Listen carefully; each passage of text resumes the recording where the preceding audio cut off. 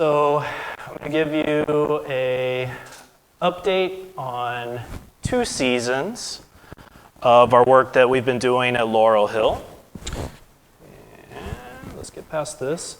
You all pretty much should know where you are if you're here. You know where Brook Green Gardens is. But just as a reminder of our location, but also the boundaries of the 4 former rice plantations that make up what's now the Brook Green Gardens property. So the northernmost one is Laurel Hill, and that's where we've been working. A little bit more here. A little bit about the property history of Laurel Hill. First occupants there were ancestors of the present-day Waccamaw people. Prior to 1732, there were 3 claims by English folks. In 1750, Gabriel Marion obtains the property. And then in 1775, Plowden Weston gets the property. And it's under Weston where major rice production starts. And I'm going to skip some of the Weston children and grandchildren here because you can read on this, and you've been waiting. 1859, Daniel Jordan purchases the property. And an interesting thing here, when Jordan purchased the property, Plowden C.J. Weston did not sell him the enslaved Africans, just the property. We don't know entirely the reasons why, but it could have to do with the fact that Jordan purchased everything on credit. We don't know all the reasons, though. So, a little bit more facts here, going back slightly. Francis Marion Weston purchased 115 captive Africans, men, women, and children in 1839. Some more stats: rice crops, major rice production, 313,000 plus pounds in 1849, produced by 196 captive Africans. 1859, the rice crop was 672,000 pounds. All right. I mentioned the sale. So Plowden Weston, he actually moved the enslaved people who were living at Laurel Hill to Hagley Plantation, which was one of the other plantations that he owned. All right. In 1860, under Jordan, there was 314,000 pounds of rice produced. Interestingly enough, the mill operator and part owner under Plowden Weston, he had stayed on to work with Jordan, but he left after 5 months. So, some facts here that run counter to. There's a historian who's written about Daniel Jordan in a very laudatory way about his business acumen, and I have a differing opinion based on the evidence, among some other things that I've seen. So, Jordan managed to go broke as a cotton planter in Mississippi during the heyday of cotton, which I don't know how you manage that. All right. We do have some archival data left by Plowden Weston. Well, I'm getting a little too close to the mic there. This is one of the excerpts from that. So included in this, most of the data is, crop information, lists of things purchased, payments, and so forth, kind of typical agricultural, like business journal types of things. But it also includes names of some of the captive Africans, and in some cases even descriptions. This one is from 1807, and this entry, it looks like it was maybe a draft for a runaway advertisement that would go in the newspaper. And so this is for Carpenter Jack, who we can probably safely assume was a carpenter, given the name here. Describes him as being 5 feet 8 or 9 inches high, slender made, large prominent eye of appearance. I'm not quite sure what that means, but it may be a 19th century descriptive kind of thing.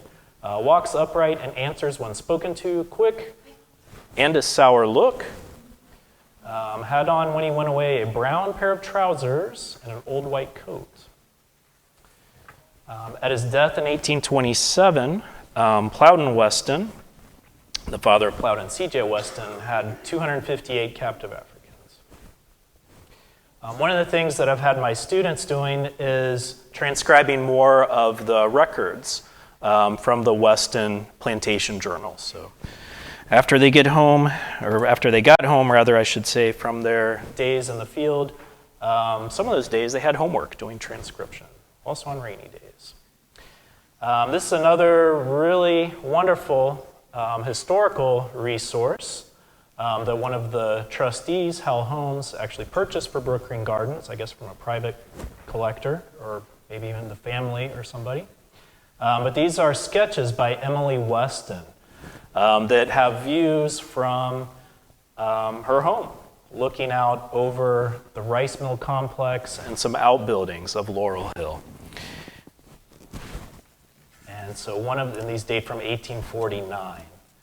So one of the things that we're hoping to do is to kind of match up the view, perhaps using the drone that one of my colleagues has, and then see if we can kind of place in the present day space out at what used to be Laurel Hill where some of these outbuildings were.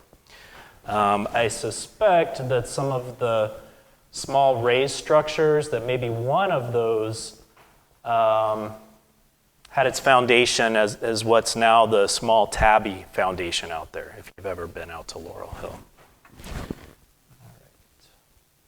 So Emily Weston was the spouse of Plowden C.J. Weston. All right. The first archaeological work at Laurel Hill was done in 1980 by Leslie Drucker and her colleagues.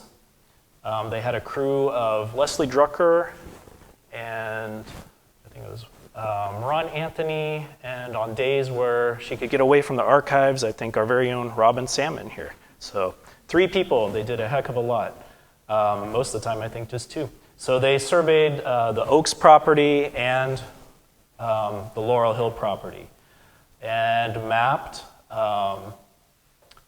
many structures and structure ruins, and they also put in a few test pits to sample for buried archaeological materials. I can't imagine how much work they had to do to clear a path through just to get into the interior of where they were working. What was interesting is when we went back to this site, well, for me, when we went there in 2022, the photographs from the 1980 report of the surface of some of the rubble from the former structures was basically the same as it was in 1980, just had a few more plants growing on it. Some of the same surface artifacts were there, seemingly untouched and undisturbed.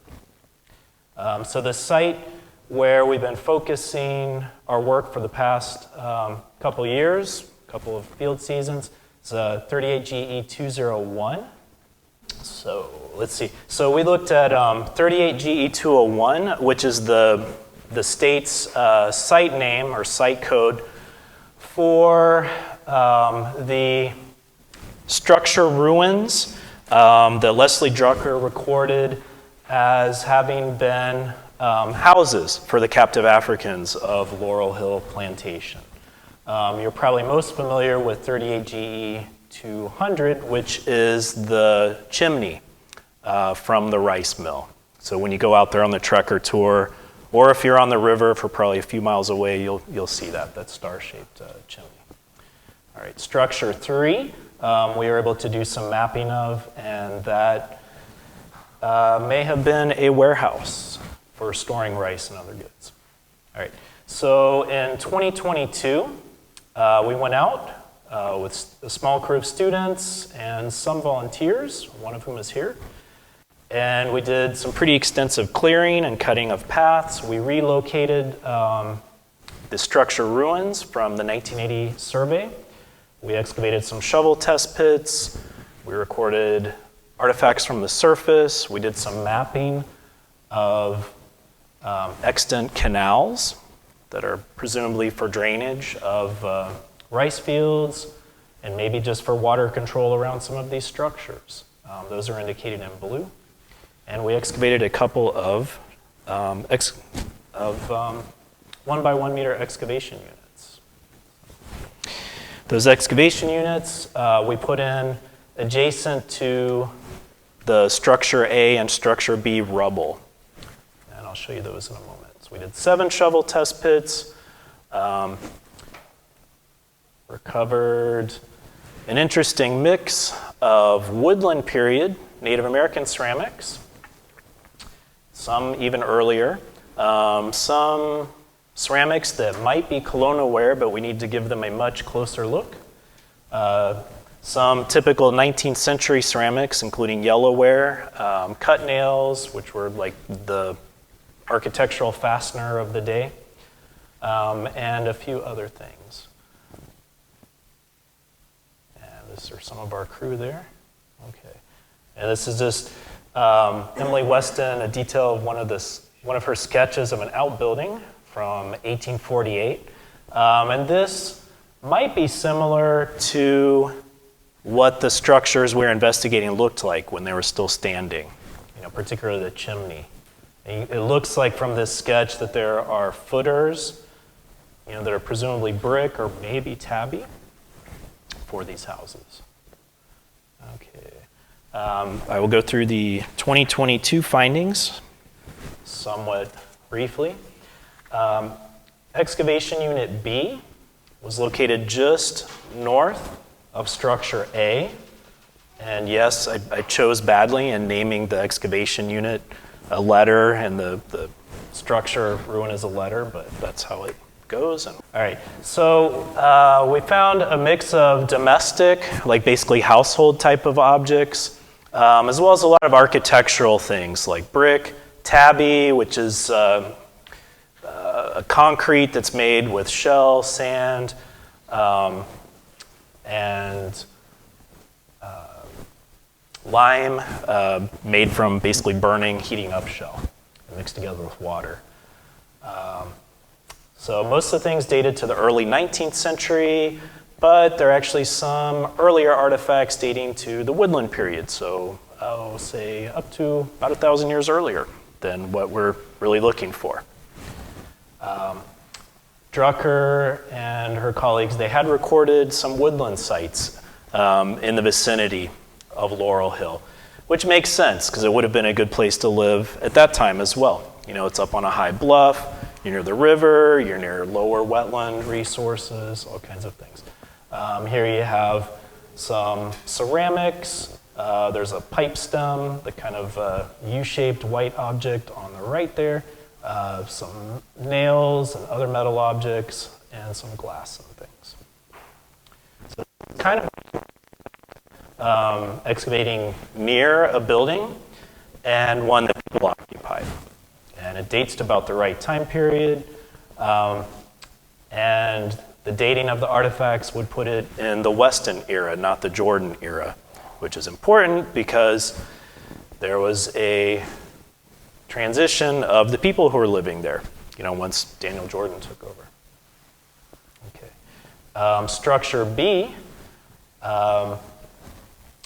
is another basically large brick rubble pile. But like structure A, there's a surprisingly larger than you might expect amount of brick and slate mixed in. Stone and slate mixed in with the brick in the rubble pile. Given that stone isn't something that you really find out here. How did it get there? Maybe it was brought on ships, either as ballast or as part of the load with bricks. It's difficult to say. Much of the slate was actually in the form of like broken roofing slate. So these structures presumably had pretty substantial roofs. There is a historical reference to the Westons having relatively substantial housing for their captive Africans who were working for them. So like brick structures, so it wouldn't be out of the question for that to be the housing style. Whereas more typically it'd be like wooden, shingles. Some of the things that we found from our excavation unit just to the east of the rubble pile included a lot of the same kinds of ceramics, much more architectural remains, a lot of brick, a lot of tabby, but again, we're also closer to the structure ruins there. This cast iron object we found on the surface of the rubble pile, and it's not a rind, which is the metal piece that would fit into a grinding stone or like a millstone. It's the wrong shape. It's a little on the small side. Rinds usually have 4 protrusions. This has 3, and it tapers. Those fins actually taper, as does the circular object itself. I've looked through a number of historic rice mill documents. Haven't found something that really looks like this. I've looked through some other industrial artifact kind of identification sources. Still kind of coming up blank, but my current thought is that it might be something like maybe some kind of strange drive shaft that's probably not really that strange once we're able to identify it.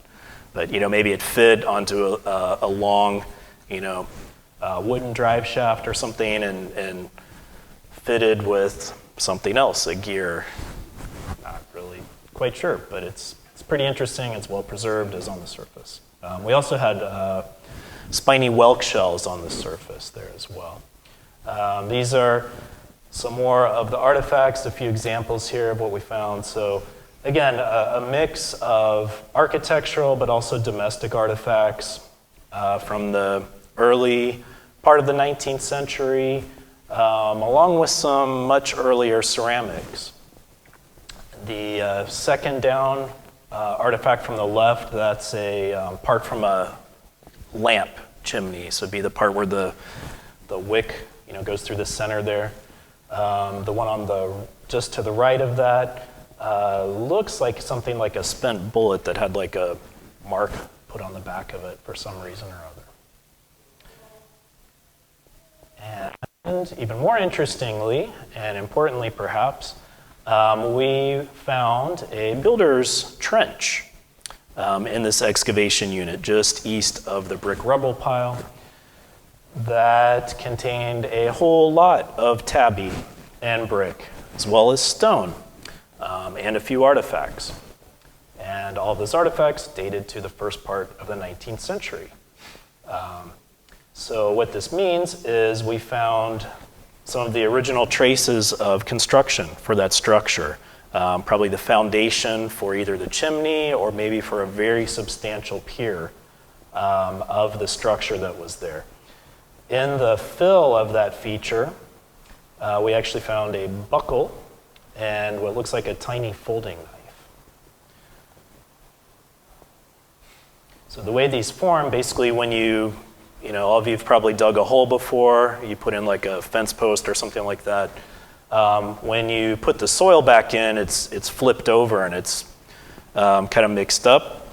And so if you go back a few years from whenever you dug it, it'll look different if you do a vertical slice through that soil. So that's something archaeologists we look for. And we use the contents to help date when that action happened in the past. All right. So May 2022, the big takeaway from it is that structure A and structure B look like they date to the first part of the 19th century, so they'd be associated with the Weston era. We didn't really see anything later than that. It's possible that they were abandoned, maybe even before the Daniel Jordan era, or not used much. We'll probably need a little bit more to say that more definitively. This past May, so i.e. last month, although it seems quite far away now, we went out and we did some more mapping. We did a whole lot more clearing to open up some more space in and around those structure ruins so we could work in that area.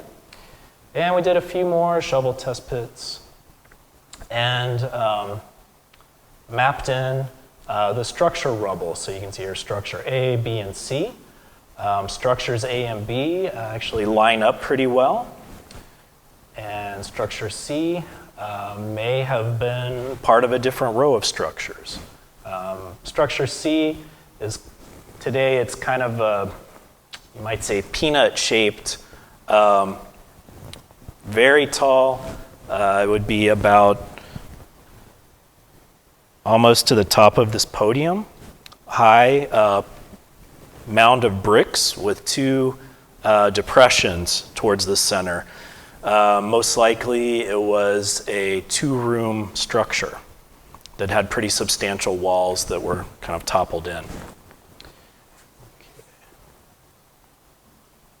So we'll first talk about what we found in our shovel test pits. Basically what we did was we continued the line that we started in 2022. So we had to do a lot more clearing, and we wanted to see, how far back traces of the occupation around this site continued. And so here you have some of my students hard at work. And again, more work. As we worked our way along this line, it's going south from where we started. It got quite a bit lower and is in kind of a natural drainage, as we found out. We only found one artifact in one of the shovel test pits, and that was a ceramic that's probably a woodland period, ceramic.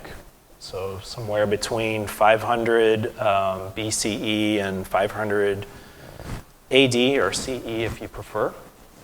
So quite a bit earlier than the plantation.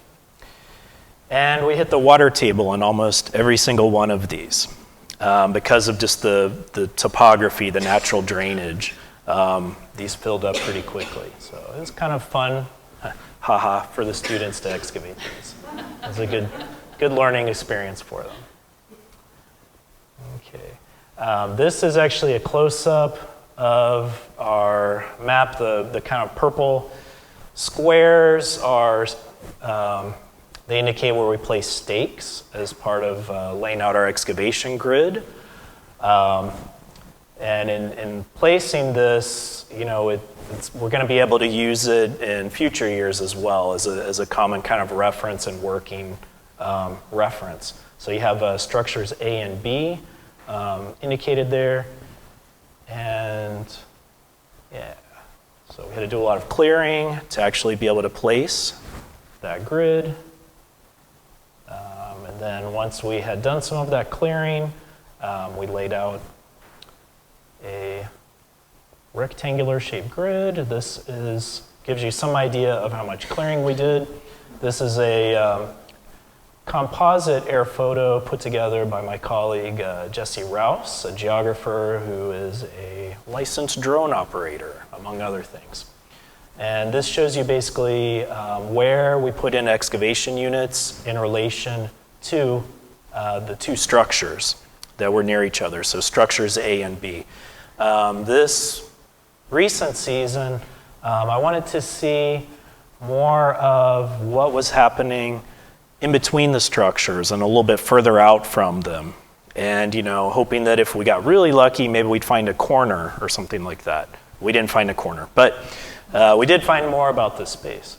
So some of the things you look for, just kind of to fill you in on what how archaeologists think, spaces in between structures, you tend to not find as many artifacts.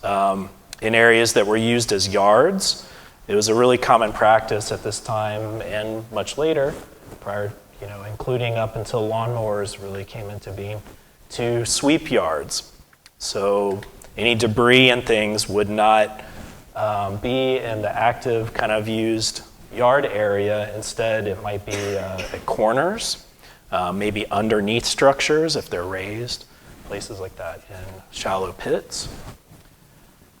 So that's one of the things we're looking for is, differences in the density of artifacts, that kind of thing. And all the while, I was teaching students how to do excavation. All right. As seen here, I guess I could say. All right. Here we have some students point plotting artifacts. This is one of the artifacts that they point plotted. So this was pretty close to structure B rubble. This is actually a really well-preserved wrought iron strap hinge. So this may have been from a door for this structure that was just abandoned there and rotted. So just kind of hanging out there. So they point plotted it in to our grid, which is also tied in via GPS to, you might say, real-world coordinates. Let me talk a little bit about our northernmost excavation units, where we had 2 1x1s that were adjacent to each other, to get a little bit more information about the area near structure A. We had one of these excavation units, North 128, was near kind of an odd, kind of sloping and slightly mounded up area that had some tree roots and other things going on, but I wanted to see if it had like rubble underneath it, or some other traces of architecture, that sort of thing. It did have traces of architecture, but mostly it had traces of root disturbance, unfortunately. So, but again, it was a good learning experience for the students to excavate through that and try to figure out what was going on. It was a little confusing for them, but I helped them figure it out. So you can see in the north profile here, there's some really distinct soil colors going on that from a distance, and when you're, as we were excavating down, I was like, aha, this might be a corner of the trench from when they constructed this building. As we looked at it more closely, it had a outline that is more something consistent with a root, discontiguous and meandering, rather than from human construction. So, now we know. We did have quite a few artifacts from this. Again, a really good mix of architectural materials and domestic materials. And again, what is increasingly looking like there was a much earlier Native American occupation here that was disturbed when they built these houses in, the early 19th century, maybe even late 18th century, given, how early some of these artifacts are. And these are just a few examples. So you have some decorated ceramics that date to the woodland and then later Mississippian period.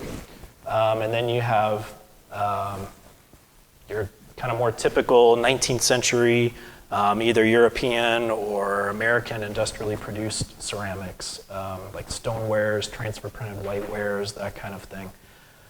We did have a good bit of melted glass in this excavation unit, some melted lead. There's a good bit of container glass as well, and some pipe stems, so like smoking, tobacco smoking pipes made out of kale and clay. Here, so now let's talk about the middle area, as it were. We put these in kind of towards the end of the field class and wrap them up in Lanyap week, as I call it, with a couple of students who I hired to continue doing some work after the field school.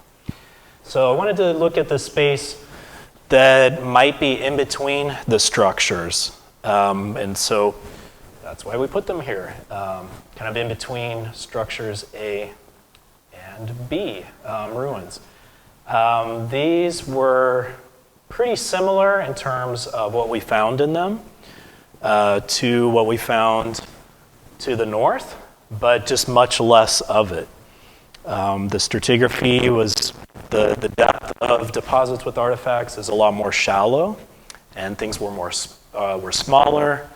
But again, it's a mix of domestic and architectural kinds of things, and also a mix of early 19th century with much earlier Native American occupation type of artifacts. So again, I'm thinking this is like a dual component site, a disturbed, probably woodland or maybe even a little bit later Native American site that was impacted by construction of houses for the plantation. One of the interesting artifacts was a Hanover series potsherd that it's really chunky, thick grog temper that's like ground up pottery used as the temper in the clay before it's fired.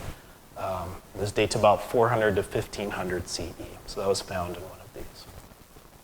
All right, our going to the south, closer to structure B, we had a couple of excavation units there.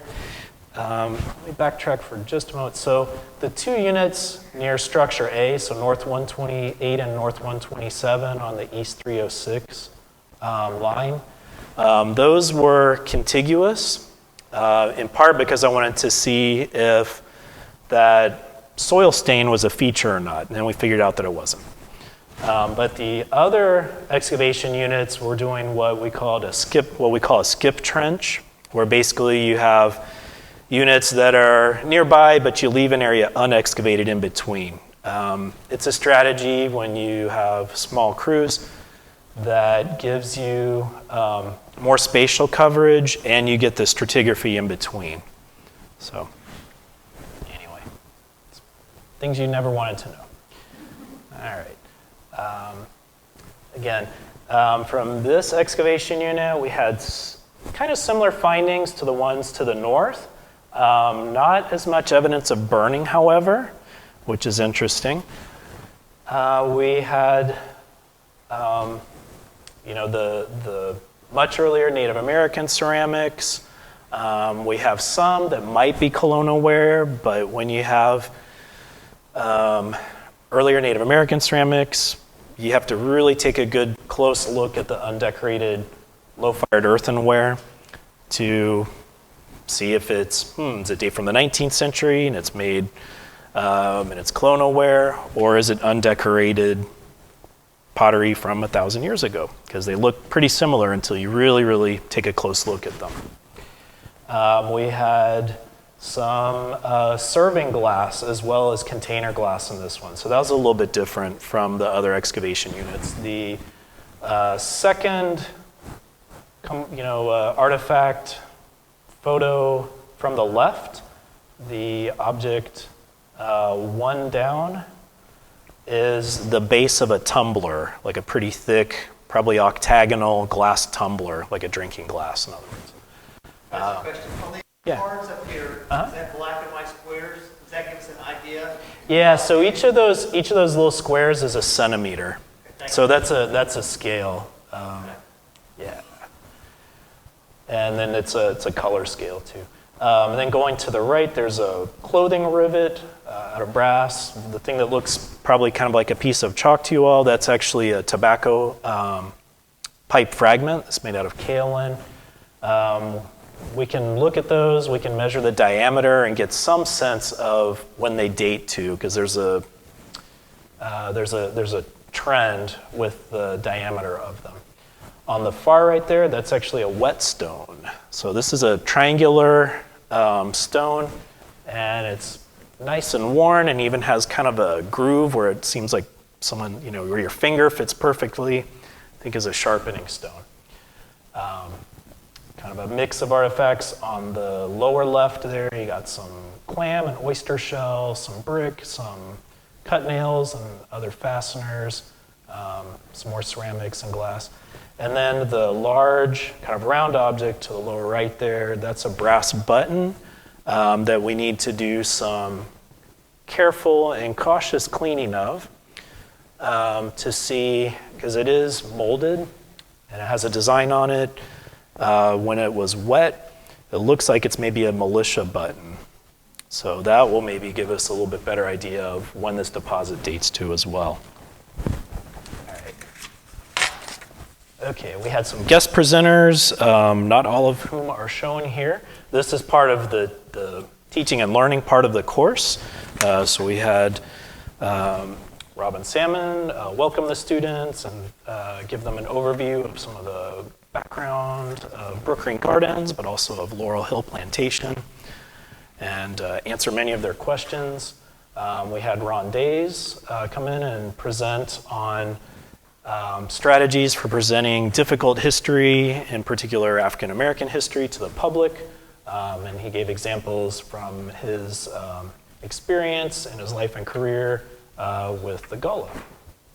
And not shown, we had my colleague, Dr. Jillian Richards-Greaves, present to them on Gullah Geechee culture via Zoom from Nigeria, where she just finished her postdoctoral, or her Fulbright year teaching there.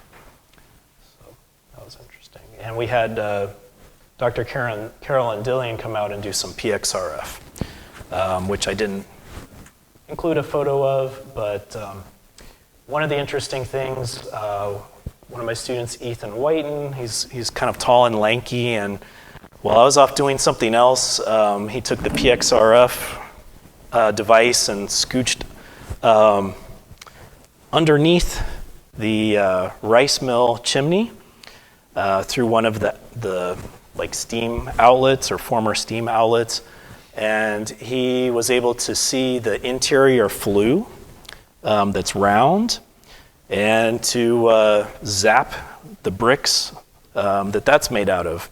And as it turns out, at least from the first look at those that Carolyn has done, it looks like those bricks are a different material than the outer casing, the star-shaped casing that you all see when you go to visit it. So that's kind of interesting. You know, does it mean that it was just built at different times, you know, from a different batch of bricks? You know, how far apart in time? So there's some interesting questions with that. Yeah. Other things, let's see, with that tower. There are fingerprints on there if you look really closely from the persons who made the brick, who were most likely enslaved Africans. Because there's a huge brick industry. It's best known from the area north of Charleston, contemporary with this plantation. May have been going on here as well. We do have references in Plowden Weston's journals of where he ordered bricks from different places. So there's one entry where, you know, from the, you know, recording what he's expecting from the schooner captain, and it includes 10,000 bricks, which is a lot of bricks. But if you're building a rice chimney, that could be part of it. And let's see, we have on the same day that Ron Days talked to our students, I believe it was pretty rainy, or at least on one of the rainy days, I just took the students out for a walk on the Low Country Trail because it's a good thing to do on a rainy day. Because early on, we didn't have artifacts to wash yet. And they really actually we all did. I had never walked it on a rainy, gloomy day before. It's a really different experience when you go out and it's bright and sunny. I think it's the last part, and if you have gone on the Low Country Trail, you know the narrative that Ron Days created for this. There's a white bird that's kind of an omen and things like that. And as we're at this station, an egret flew off. And so it's pretty interesting. And the sculpture that's near the beginning of the Low Country Trail is really evocative, especially on a rainy day. So my students said, you know, it looks like it's crying, or maybe it's bleeding or something. So that's pretty evocative, huh? Makes you really think. So what we found in this past season, some really interesting things, especially the evidence of burning near structure A. We also have been finding in the lab things that are being washed, just yesterday, and as I speak, by one of my student workers. Bits of bone, which if you all have read any of the archaeology of this area, it tends to not preserve well at all in our soils here because they're very acidic, but we do have some bits of bone in there, animal bone. So it's possible that this may have been used as a cooking kind of area. Also because we have a good bit of stoneware, which would be used for food storage and things like that. So future plans for this, having these 2 seasons done there. We're going to hopefully be able to continue and open up more of that area between those 2 structures because you don't know until you actually open it up and see what's going on.